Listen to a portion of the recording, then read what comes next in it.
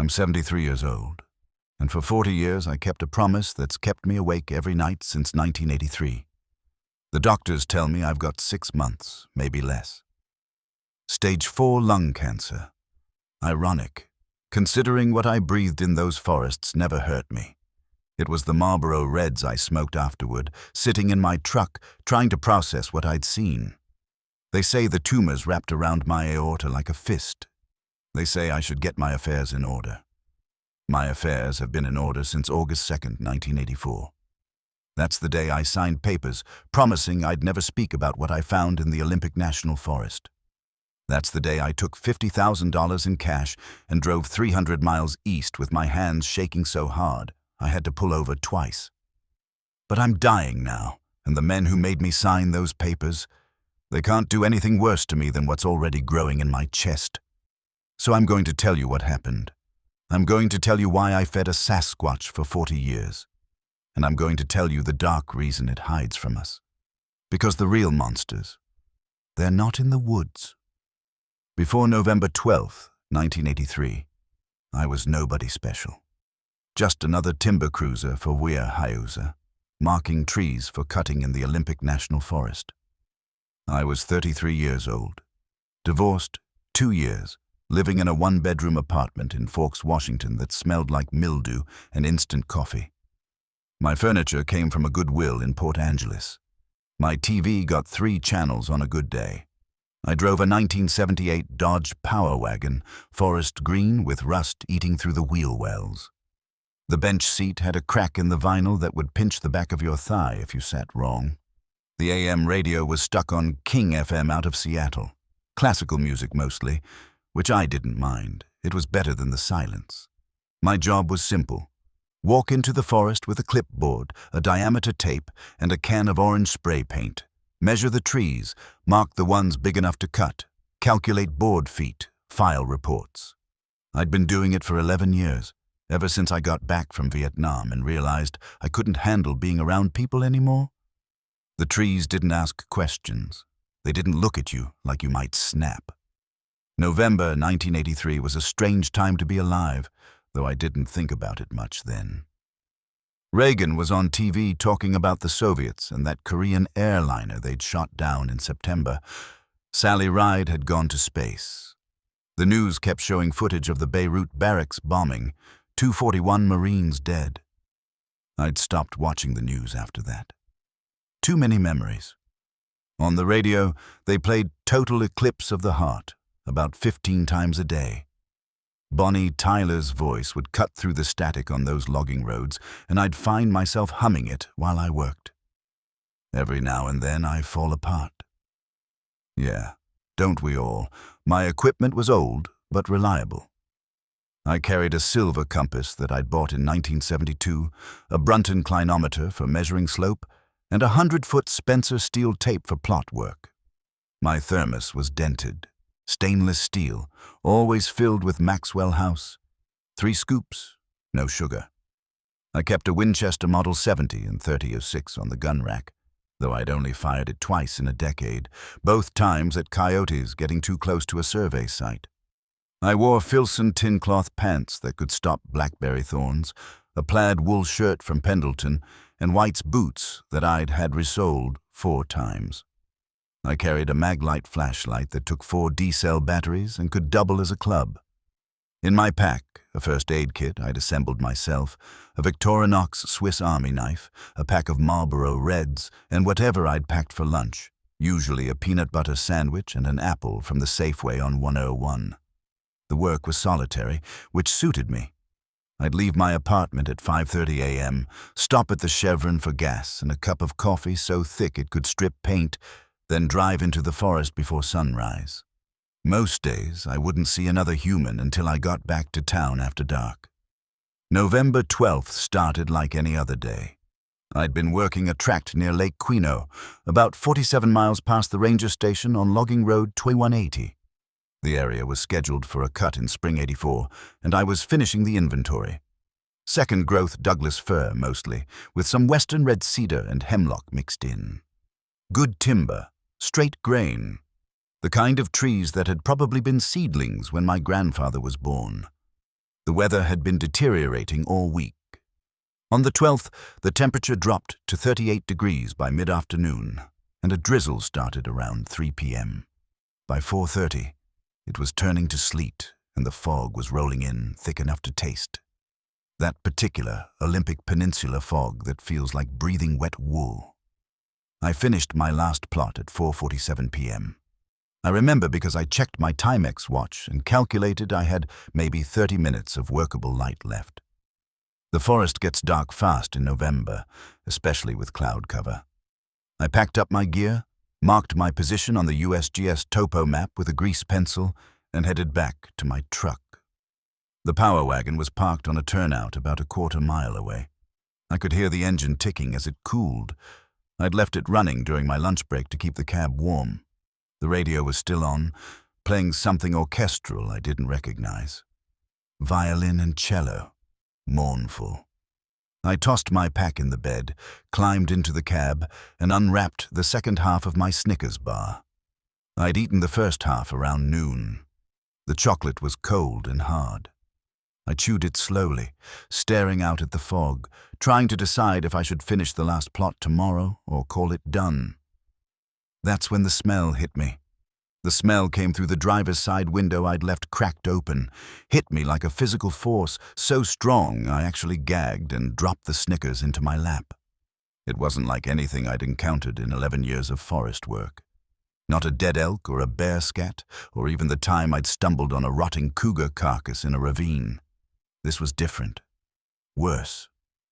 Imagine rotten, eggs mixed with wet dog, but underneath that, something sharper, metallic like copper pennies or blood.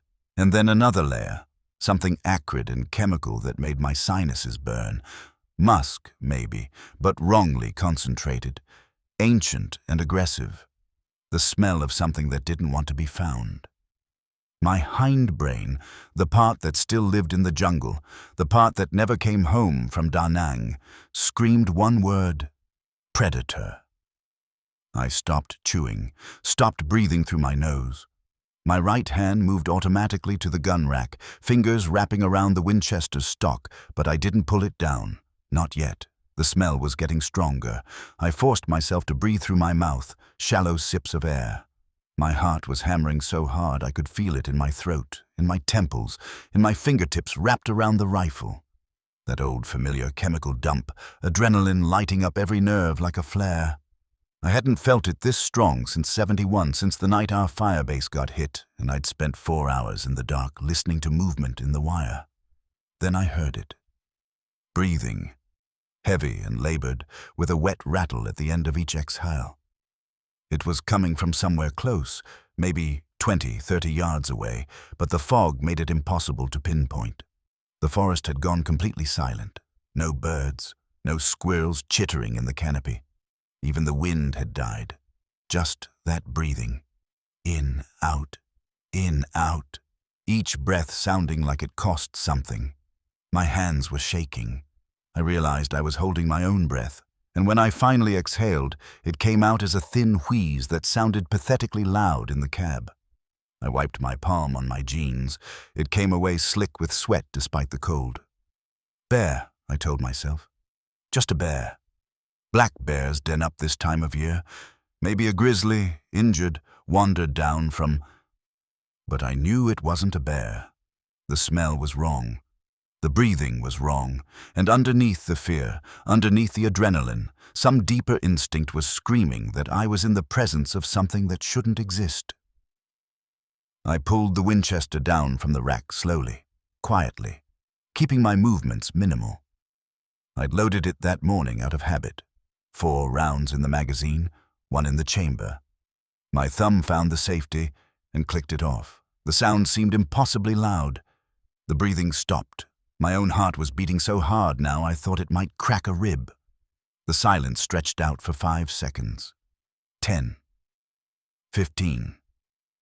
The only sound was the idling engine and that mournful violin still playing on the radio. I reached over with my left hand and turned the radio off. The breathing started again. Closer now, maybe 15 yards. It was coming from the direction of the drainage culvert, a concrete pipe about 4 feet in diameter that ran under the logging road. I'd passed it 100 times, never given it a second thought. Just a way to keep the seasonal runoff from washing out the road. I grabbed the mag light from the passenger seat. 4 D cells. Heavy as a nightstick. My drill instructor's voice echoed in my head. When you're scared, focus on the next step. Just the next step. Next step. Get out of the truck. I opened the driver's door slowly. The dome light came on. I'd forgotten about that, and I felt absurdly exposed, like someone had just put a spotlight on me. I reached up and twisted the bulb to kill it, then stepped out into the sleet. The cold hit me immediately, but I barely felt it. Every sense was tuned to that smell, that breathing. I kept the Winchester at low ready, finger outside the trigger guard. The mag light was in my left hand, still off. I took 3 steps toward the culvert. The gravel crunched under my white's boots, each footfall sounding like breaking bones in the silence. The smell was overwhelming now. My eyes were watering. I thought I might vomit. 4 more steps. I could see the culvert opening now, just a darker circle of black against the fog. The breathing was coming from inside. Steady. Pained. Waiting. "Turn around," my hindbrain screamed. "Get in the truck. Drive away. Forget you ever heard it." But I didn't. Maybe it was curiosity. Maybe it was stubbornness. Maybe it was that same stupid instinct that made me run toward the wire instead of away from it in 71. I raised the mag light and clicked it on. The beam cut through the fog like a sword, illuminating the culvert opening. For a second, I saw nothing, just concrete and standing water and dead leaves. Then it moved. My entire body locked up. Not a conscious decision, just complete systemic shutdown. Muscles frozen, breath stopped mid-inhale, brain stuttering like a flooded engine. Because I could see it now. Curled in the back of the culvert, maybe 8 feet from end to end, was something that shouldn't exist. It was massive, easily 8 feet tall, even bent over on itself. The body was covered in dark hair, matted and wet, the color of old rust or dried blood in the maglight's beam. The shoulders were impossibly wide, the arms too long, ending in hands that looked almost human except for the size. Each finger was as thick as a broom handle. But it was the leg that made me finally understand why it was breathing like that. The left leg was bent at an angle that made my stomach turn, not at the knee, below it at the shin, where the bone had obviously broken and then tried to heal wrong. The skin around it was swollen, discolored, infected probably. The creature had one arm wrapped around the leg, cradling it, and even from 15 feet away I could see it trembling. Then it raised its head and looked at me. The eyes hit me like a punch. Not animal eyes, not the flat, reflective discs of a deer or the predatory slits of a cougar. These were aware. Brown, almost amber in the flashlight beam, with whites visible and pupils that contracted in the sudden light. Human eyes, intelligent eyes, eyes filled with terror and resignation. It made a sound, low, deep, somewhere between a groan and a sigh, the kind of sound a man makes when he's been gut shot and knows it's over. And in that moment, every bit of my training, every instinct, every plan evaporated. Because I wasn't looking at a monster. I was looking at something in pain. Something that knew it was dying. Something that recognized me as a threat but was too hurt to run. I'd seen that look before. Firebase Patterson, 1971. A kid from Tulsa with his intestines in his hands, looking up at me with those same eyes. That same terrible understanding that this was it.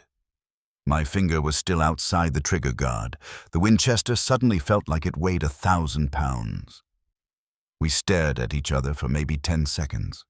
The creature didn't move, didn't threaten, just watched me with those impossibly human eyes, waiting to see what I'd do.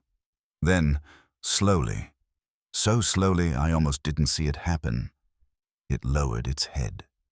Submitted. A universal gesture I recognized from 100 different contexts. I'm not a threat. Please don't hurt me. My hands were still shaking. My heart was still trying to punch through my ribs, but something had shifted. The fear was still there, but it was different now. Not the fear of a predator, the fear of responsibility, because I could pull the trigger, end it, go home, pretend this never happened, or I could do something stupidly, catastrophically human. I lowered the Winchester, clicked the safety back on. The creature raised its head slightly, watching. I took 2 steps backward, keeping the light on it, keeping my movement slow and non-threatening. When I reached my truck, I didn't get in. Instead, I set the rifle on the hood and stood there in the sleet, my breath coming out in clouds, my mind racing through the same loop of questions. What the hell is this? What do I do? Who do I tell? Can I even tell anyone? The creature shifted slightly, and I heard it make that sound again, that groaning sigh. Pain. Pure, simple pain. And I knew with absolute certainty that I wasn't going to kill it. I was going to do something much more dangerous. I was going to help it. I sat in my truck for 23 minutes with the engine running and the heater blasting, staring at that culvert opening. My hands had finally stopped shaking, but now I had a different problem. I couldn't feel my feet. The adrenaline dump had left me hollow and cold, like someone had scooped out my insides and replaced them with ice water. I recognized the feeling from the war, the aftermath, when your body realizes you're still alive and doesn't quite know what to do with that information. The creature hadn't moved. I could still see the edge of its arm in my flashlight beam, still hear that labored breathing. Waiting. I looked at the Winchester on the passenger seat, then at the first aid kit in my pack, then at the remains of my lunch, a thermos with maybe half a cup of cold coffee, a Ziploc bag with some venison jerky I'd made last month, and a bruised, red delicious apple. This is insane, I thought. This is how people die in horror movies. You don't approach the monster. You drive away. You call... Call who? The sheriff? Yeah. Hi, I found Bigfoot with a broken leg in a culvert on Tweewa 180. They'd think I'd been drinking. The Forest Service? They'd send biologists, researchers, people with cameras and tranquilizer guns. I thought about those eyes again. That terrible recognition, that surrender. Somehow I knew that if I brought other people, this thing would die fighting rather than be captured, and it would die. That leg was badly infected. I'd seen enough compound fractures in the field to know that without treatment, sepsis would set in. Maybe it already had. I made a decision that would define the next 40 years of my life. I grabbed the Ziploc bag with the jerky, the first aid kit, and my Coleman lantern from behind the seat. I left the Winchester in the truck. If this thing wanted to kill me, a rifle wasn't going to make much difference anyway. The walk back to the culvert felt like crossing a minefield. Every step required conscious thought. Left foot, right foot. Keep your hands visible. Move slowly. The sleet had turned to a light rain, and I could feel it soaking through my wool shirt, cold against my shoulder blades. 10 feet from the culvert, I stopped, set down the lantern and the first aid kit, opened the Ziploc bag and took out 2 strips of jerky. Dark, almost black, seasoned with salt and pepper and a little too much garlic. The smell mixed with the creature's musk, and for a moment I thought I might actually vomit. I held up 1 strip so it could see it in the lantern light. Then I tossed it gently, underhanded, so it landed about 6 feet inside the culvert entrance. Not close enough to threaten, close enough to reach. "I'm not going to hurt you," I said. My voice came out hoarse, barely more than a whisper. You need help, and I've got food." The creature didn't move, just kept watching me with those amber brown eyes. I could see more of it now in the lantern light. The face was flatter than an ape's, more human, with a broad nose and a pronounced brow ridge. The jaw was massive, the mouth slightly open, and I could see teeth that looked disturbingly human except for the canines, which were longer, sharper. But it was the expression that got me. Not rage, not hunger. Fear. Pure, simple, animal fear. No, not animal fear. Human fear. The fear of something intelligent enough to understand its own mortality. I took 3 steps backward, hands still visible, and sat down on a fallen log about 15 feet away.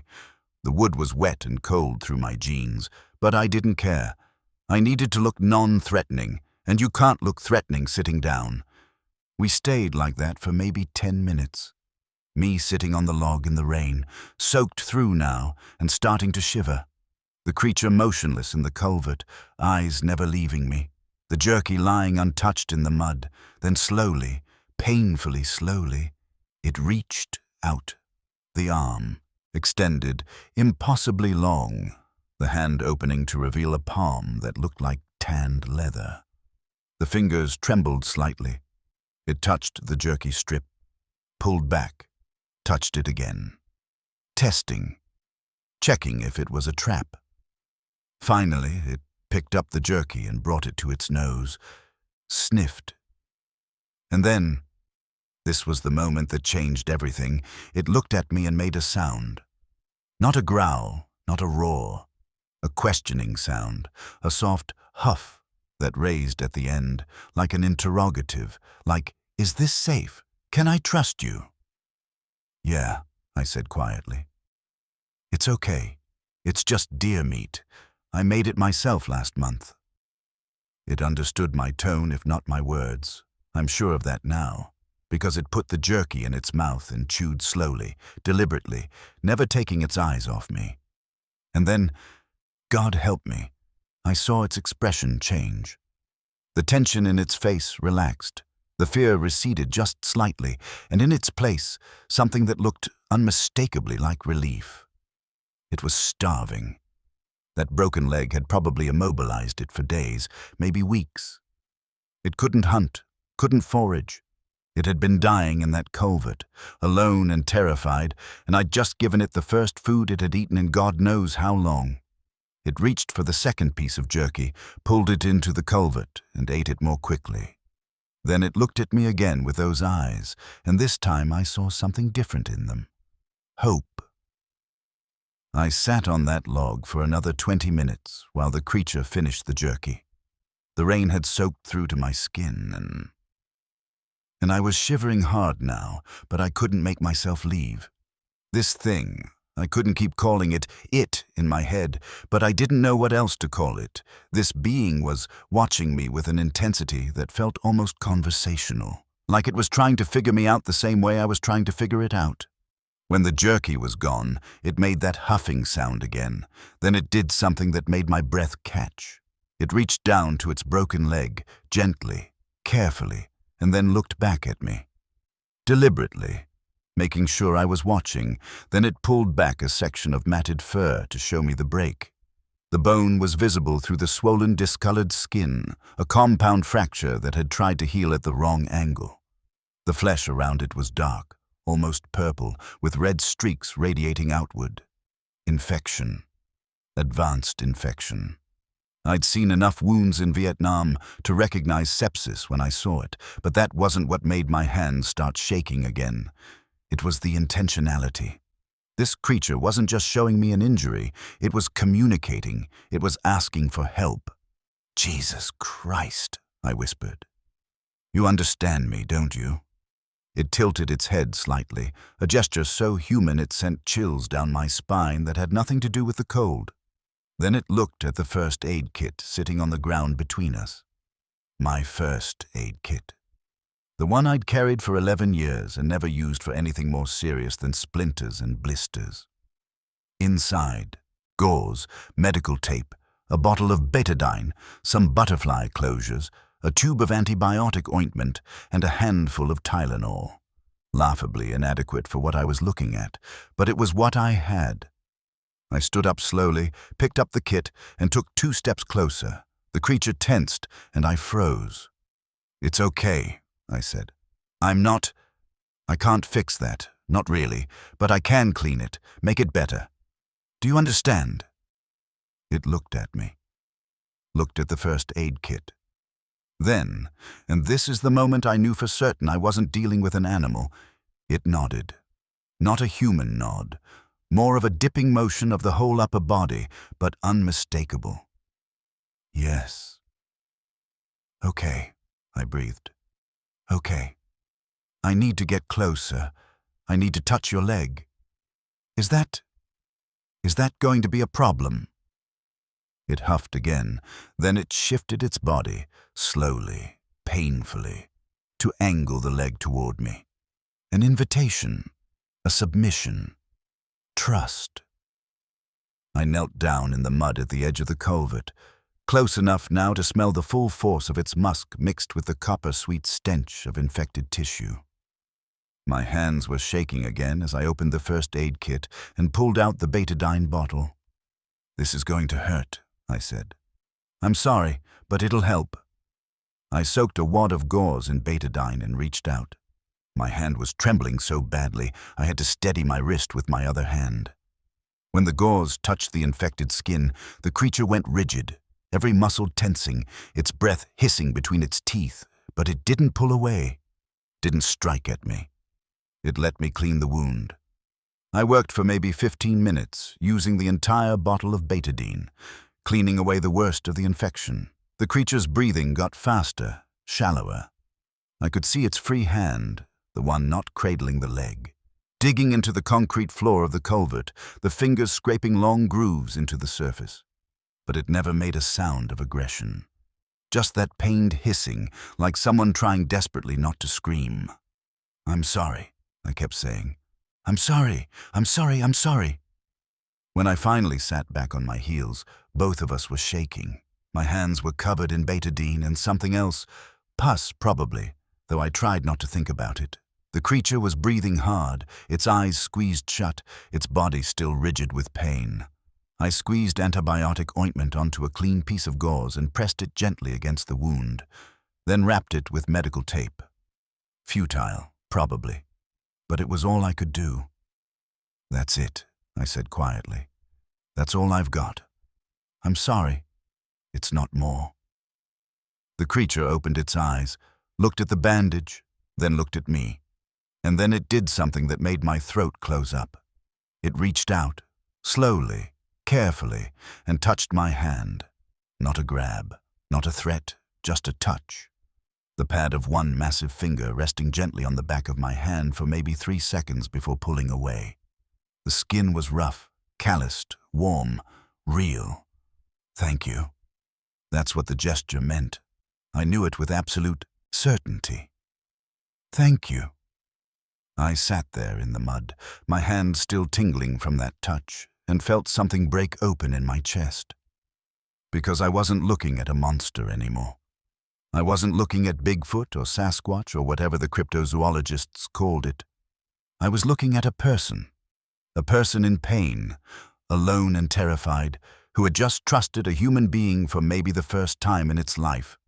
And I realized, with growing horror, what that meant.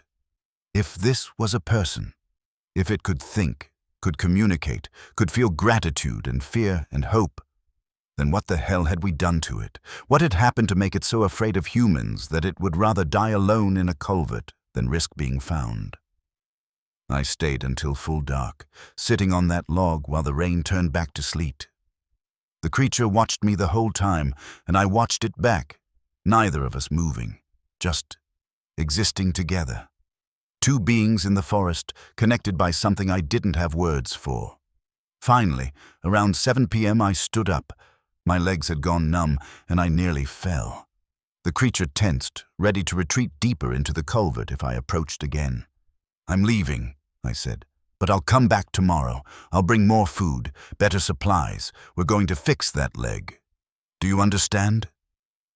It looked at me for a long moment.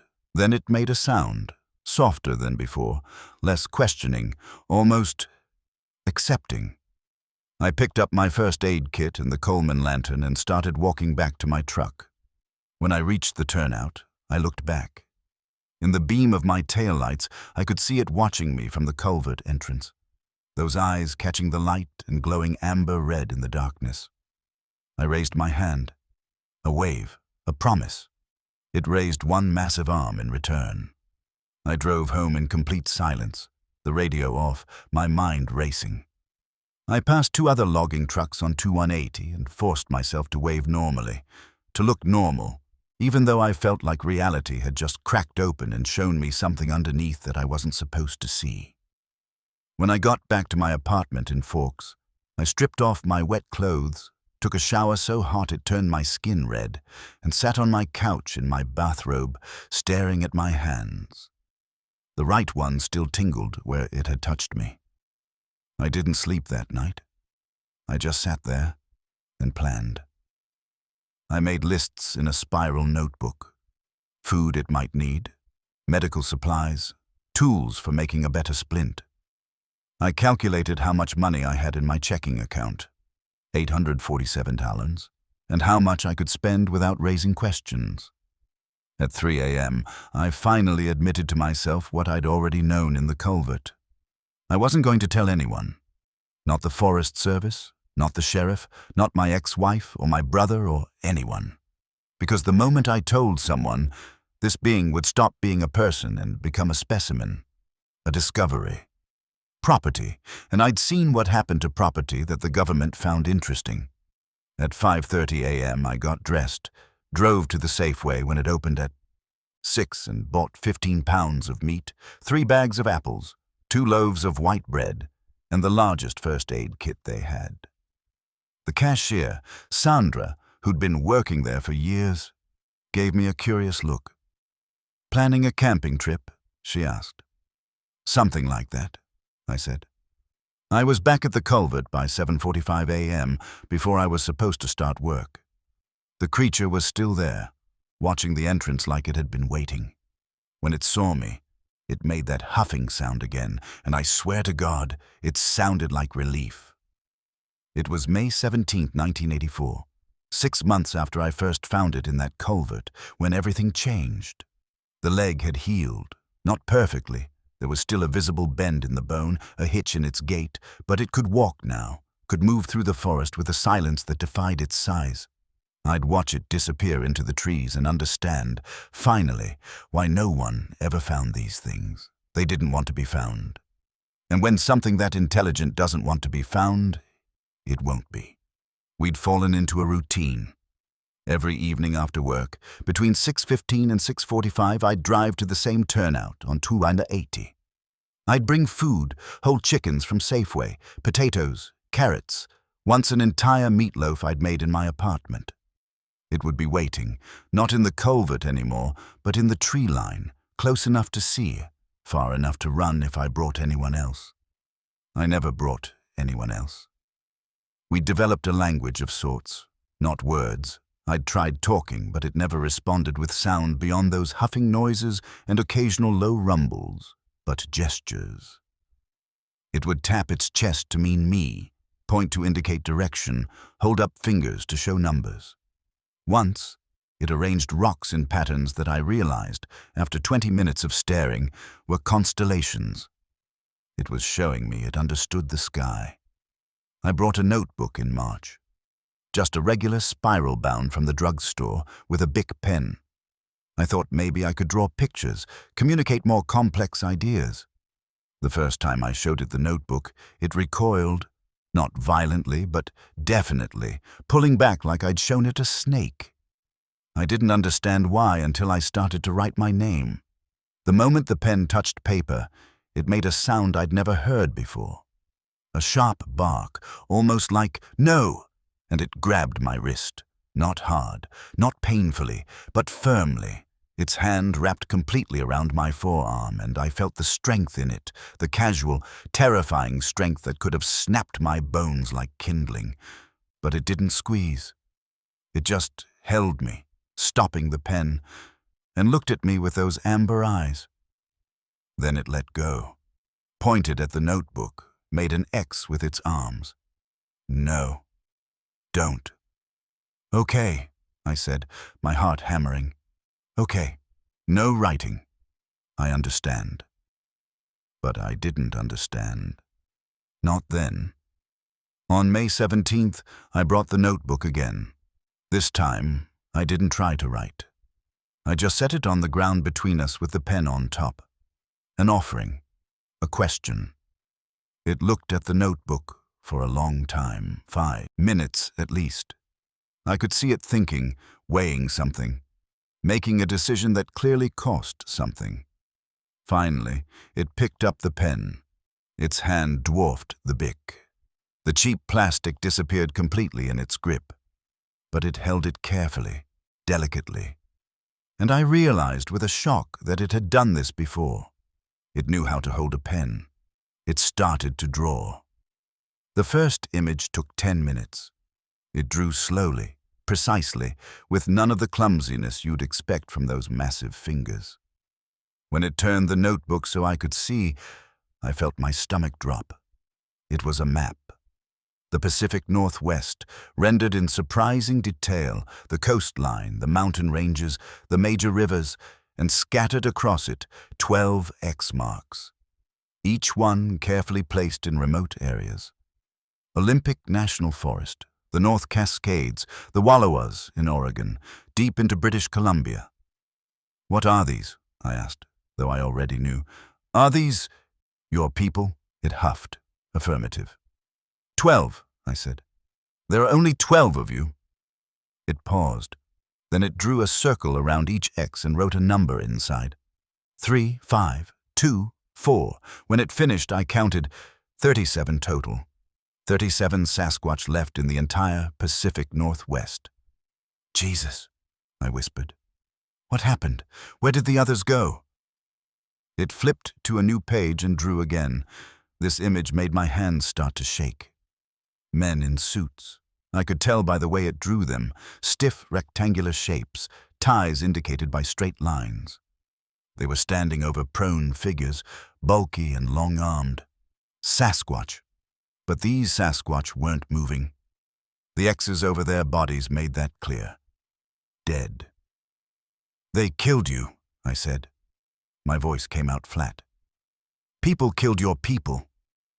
It huffed again, but then it tapped the suited figures and shook its head. It drew something else. A building with barred windows. Medical equipment, rendered in simple lines but unmistakable. Examination tables. Overhead lights. And more prone Sasquatch, but these ones had lines connecting them to the equipment. My mouth went dry. Not killed. Captured. It made a gesture I'd come to recognize as both. It drew more, faster now, like it needed to get this out before it changed its mind. More buildings, more captured Sasquatch, and then, this is where my world tilted sideways. It drew something I recognized from a National Geographic I'd read the year before. Double helixes, DNA. It tapped the DNA drawing, tapped itself, then tapped the suited figures. And it drew a new image that made bile rise in my throat.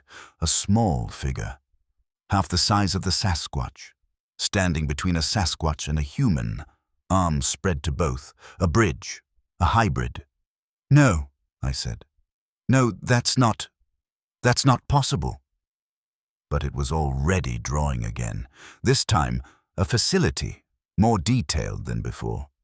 Cages arranged in rows, inside each cage a figure. Some looked more Sasquatch, some looked more human, some were somewhere in between, and standing outside the cages, men in suits, with clipboards. It turned the notebook to me and waited. I stared at that drawing for maybe 3 minutes, my brain refusing to process what I was seeing, because if this was true, if what this creature was telling me was true, then they're breeding you, I said finally. The government, they're trying to... What? Create hybrids? Why? Why the hell would they... It drew one more image. The last one, the worst one.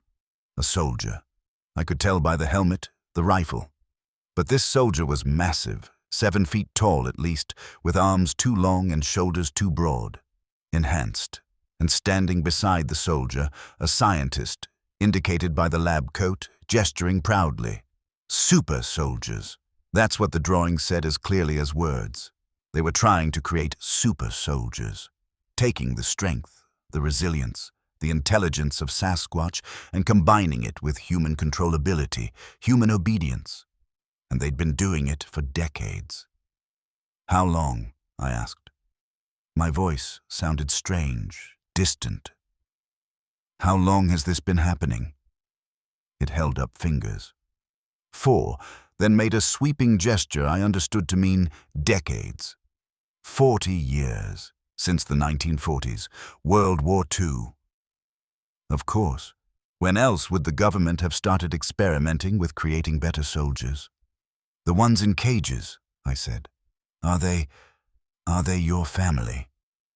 It went very still. Then, slowly, it nodded. And I watched. I swear to God, I watched. Tears form in those amber eyes. They didn't fall, but they were there, making the eyes shine in the late afternoon light.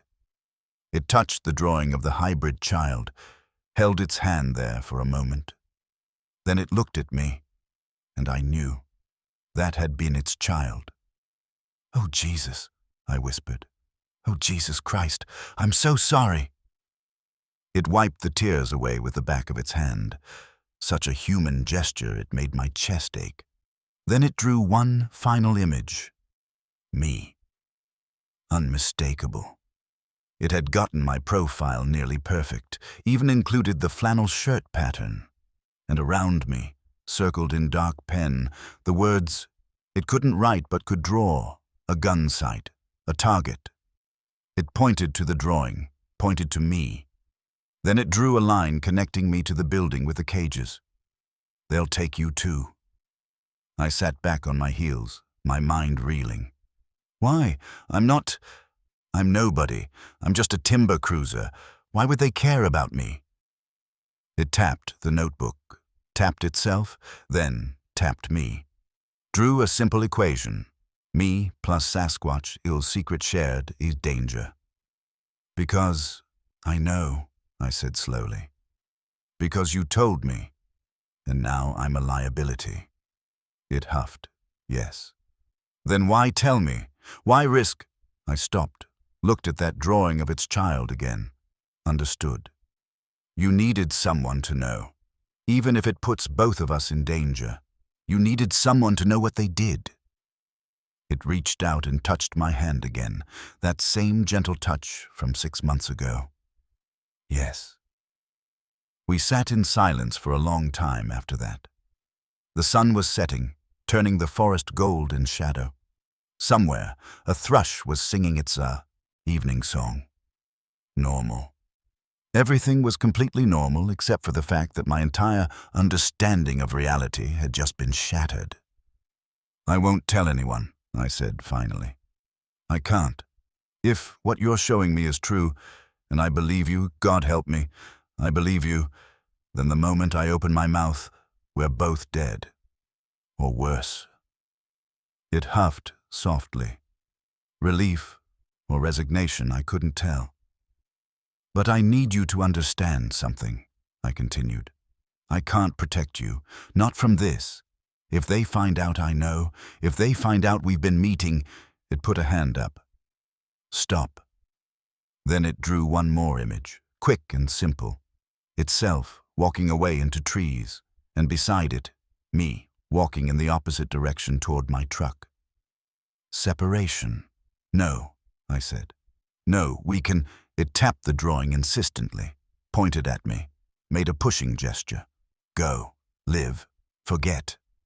"I can't forget this," I said. "You know I can't forget this." It looked at me for a long moment, then it reached into the matted fur on its chest and pulled out something I hadn't noticed before. A leather cord with something hanging from it. It pulled the cord over its head and held it out to me. The river stone. The same smooth, polished stone with the hole worn through the center that it had given me that first week. It had been wearing it this whole time. "I can't," I started. It pressed the stone into my palm and closed my fingers around it. Held my hand between both of its massive ones for a moment. Warm, real, alive. Then it let go, picked up the notebook with all its terrible drawings, and backed away into the tree line. "Wait," I said. "Where will you go?" It paused at the edge of visibility, made a gesture I interpreted as north. Canada, maybe. Farther from whatever facilities it had drawn. "Will I see you again?" It didn't answer. Just looked at me one last time with those amber eyes, eyes that held more pain and intelligence than most humans I'd known. And then it was gone. No sound. No trace. Just gone, like it had never been there at all. I sat there until full dark, holding that stone, staring at the place where it had vanished. I didn't know then that I'd just had my last conversation with it, but I knew with cold certainty that someone had been watching us. Someone had been listening, and that whatever happened next, my life as I'd known it was over. The helicopters came 3 days later, May 20th, 1984. I was running a routine cruise on a track near Bogachiel Peak when I heard them, 2 of them, flying low, the distinctive thwop, thwop, thwop of military Hueys cutting through the morning air. They weren't Forest Service helicopters. Those were smaller, quieter, usually white and green. These were olive drab, no markings. They circled the area where I'd been meeting the creature. Circled it 3 times, tight patterns, like they were looking for something specific or confirming something they already knew. I felt ice water dump into my stomach.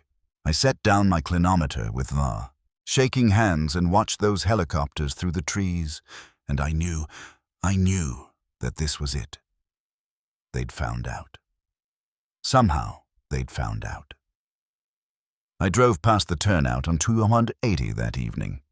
Didn't stop, couldn't, because there was a vehicle parked there, a dark blue Chevy Suburban with government plates, GS series, like federal vehicles used. 2 men standing beside it, one with binoculars, scanning the forest. They weren't looking at the trees. They were looking at the road, waiting to see who showed up. I kept driving, hands white-knuckled on the steering wheel, heart hammering so hard I thought I'd have a heart attack right there in my truck. I drove all the way back to Forks, pulled into my apartment parking lot, and sat in the cab for 20 minutes, trying to breathe. How did they know? The next morning, May 21st, I found tire tracks on the logging road near one of my survey sites. Big tires, aggressive tread. Military Humvee, probably. Fresh, pressed into the mud from yesterday's rain. That afternoon, I found the trail camera.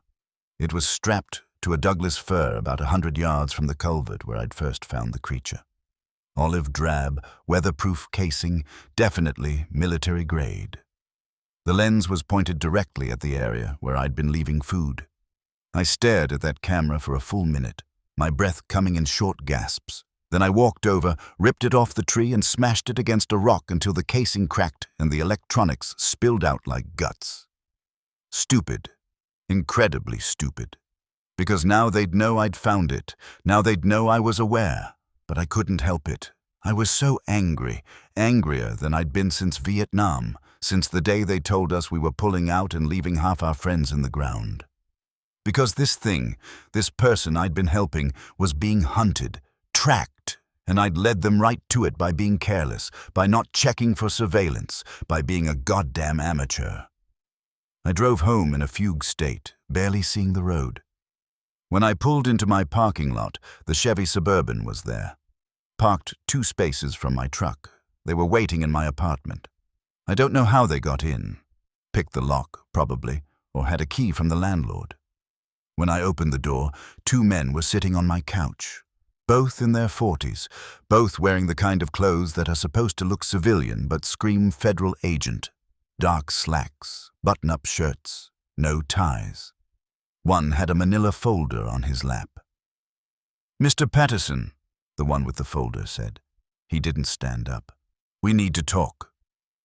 I thought about running. The Winchester was in my truck. My hunting knife was in the kitchen, but these weren't the kind of men you could fight. These were the kind of men who had other men watching the windows, waiting in the stairwell, parked in vehicles on every corner. So I stepped inside and closed the door. "You going to tell me who you are?" I asked. My voice came out steadier than I felt. "FBI," the second man said, but he didn't show a badge. "Let's skip the part where you pretend you don't know why we're here," Folder Man said. He opened the manila folder and spread photos across my coffee table. November 1983 through May 1984. 67 trips to the same location on Logging Road 2180. Always between 6 p.m. and 8 p.m., always carrying supplies, food, medical equipment. The photos were surveillance shots, black and white, grainy. Me walking into the forest, me carrying bags, me sitting on that log, all taken from a distance, from a vehicle or a hide site. They'd been watching me for months. "You've been feeding it," folder man continued, "rendering aid to a classified biological asset. Do you understand what you've done?" "Classified biological asset," I repeated. My voice sounded hollow. "That what you call them?" "What we call them doesn't concern you," the second man said. "What concerns you is that you've interfered with an ongoing federal operation.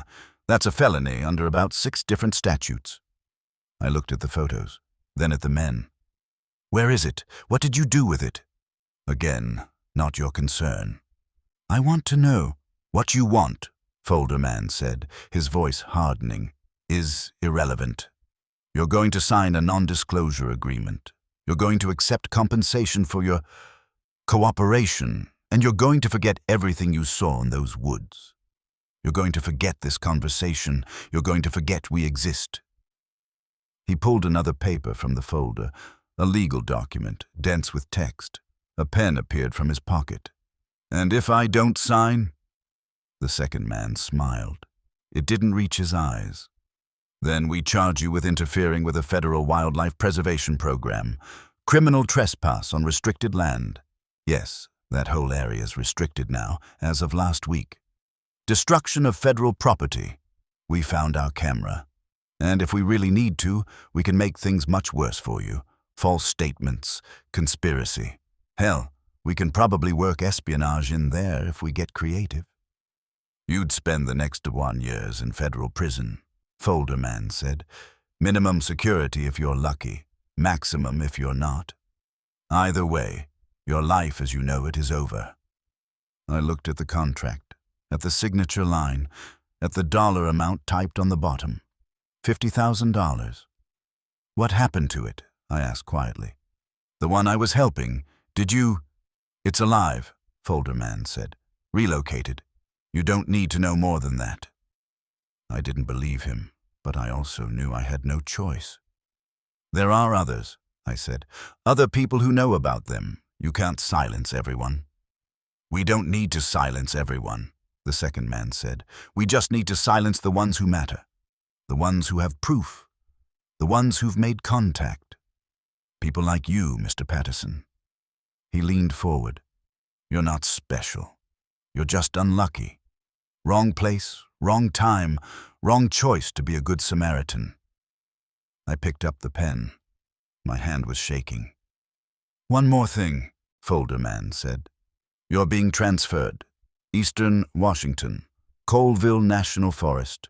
Your supervisor will call you tomorrow with the details. You start Monday." 300 miles away, I said. "Exactly." I signed. I took the check. I watched them leave. Then I sat on my couch until dawn, holding that river stone, and cried for the first time since Vietnam. They were right about the transfer. My supervisor called the next morning, apologetic, saying there had been a reorganization and they needed my experience in Colville. It sounded genuine. He probably believed it himself. I moved the following week, packed up my entire life into the bed of my power wagon and drove east over the mountains. I took a small apartment in Republic, Washington, another logging town, another place where nobody asked questions. The work was the same. Different trees, same job. I measured, I marked, I filed reports. But every November 12th, I'd find something on my doorstep. The first year, 1985, a raven feather, glossy black, perfect. 1986, a piece of jade, smooth and green, the size of a quarter. 1987, a drawing on birch bark, simple lines but unmistakable. A figure, me, and a larger figure, it, standing beside each other. Every year, Something different, sometimes rocks, sometimes feathers. Once, in 1994, a child's drawing of a tree on newsprint done in crayon.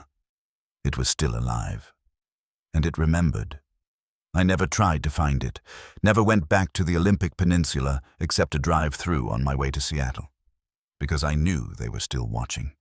That Chevy Suburban, new models over the years, but always the same government plates, would appear periodically on my street, parked for a few hours, then gone. A reminder. We're watching. We'll always be watching. I retired in 2003, 63 years old, pension vested, body worn out from 4 decades in the woods. I bought a small house in Spokane with the money I'd saved, including that blood money from 1984, which I'd never spent, which sat in a bank account like a guilty conscience. My wife died in 2019. Cancer, like me now, though hers moved faster. In our 36 years together, I never told her. She'd ask sometimes, on those November 12ths when I'd go quiet and distant, "What are you thinking about?" And I'd lie, "Nothing, honey, just remembering an old friend." It wasn't really a lie. The last gift arrived on November 12th, 2023. My 73rd birthday. I found it in my mailbox, a small package, no return address, postmarked from Canada. Inside, that same river stone, the one I'd been given in 1984, the one I'd kept on my dresser for 40 years, and wrapped around it a note on aged paper, written in shaky but deliberate letters. "Thank you. Goodbye." I held that note for 3 hours, sitting in my kitchen, understanding what it meant. It was dying, or already dead, and it wanted me to know it had lived, that our time together, brief as it was, had mattered, that I'd mattered. Now it's December 2024. I'm writing, this on a laptop my grandson set up for me, the words coming slowly because my hands shake and my breath comes short. The doctors say I have maybe 4 months left, maybe less. That Suburban is parked across the street right now. I can see it from my window. They know I'm dying. They're waiting to see if I'll talk. So I'm talking. I'm telling you this because you need to understand something about the world you live in. There are things in the forests, people, not animals, who have chosen extinction over exposure, who have watched their families die in cages, their children stolen for experiments, their entire species reduced to 37 individuals hiding in the remotest corners of the continent.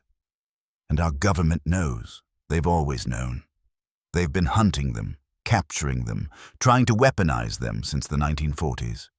Every Bigfoot sighting that gets dismissed as a hoax, every piece of evidence that disappears, every researcher who gets discredited, that's by design. That's the system working exactly as intended. Because if people knew the truth, if they knew there was another intelligent species in North America, one that we've been systematically genociding for profit and power, what would that say about us? About our claim to dominion over this land? About our humanity? They can't let that truth out. So they silence it. They silence anyone who gets too close. I'm telling you this now because I have nothing left to lose. They can't hurt me anymore. Can't threaten me. Can't take anything away that the cancer hasn't already taken. But I'm also telling you this as a warning. If you see one, if you're ever walking in the deep woods and you smell that smell, hear that breathing, see those amber eyes watching you from the shadows, don't tell anyone. Don't take photos. Don't call the authorities. Just leave food if you can. Show them kindness if you dare. And then walk away. Because the real monsters aren't hiding in the forests. They're wearing suits, driving Suburbans with government plates, carrying badges and cameras and tranquilizer guns. They're us. I've got maybe 2 months left. That Suburban's still parked outside. If this story disappears, if it gets scrubbed from wherever I managed to post it, if I suddenly stop responding to comments, if my grandson calls you and says I had an accident, you'll know they finally got what they wanted. My silence. Permanent. But until then, I'm going to keep talking. I'm going to keep telling you what I saw in those woods. What I learned from a creature that showed me more humanity in 6 months than most humans show in a lifetime. Its name. I never learned its name, if it even had one. But I called it friend, because that's what it was. And I broke my promise. I'm sorry for that. But some promises are meant to be broken. Some truths are worth dying for. This account was uploaded on December 2nd, 2024. The author, James Patterson, died on February 8th, 2025. According to his grandson, he passed peacefully in his sleep. The Spokane police investigated but found no signs of foul play. The house was cleared of personal effects by family members. Among his possessions, a smooth river stone with a hole through the center, and 40 years' worth of feathers, stones, and drawings, carefully preserved in a wooden box. The Chevy Suburban was gone by the time of the funeral.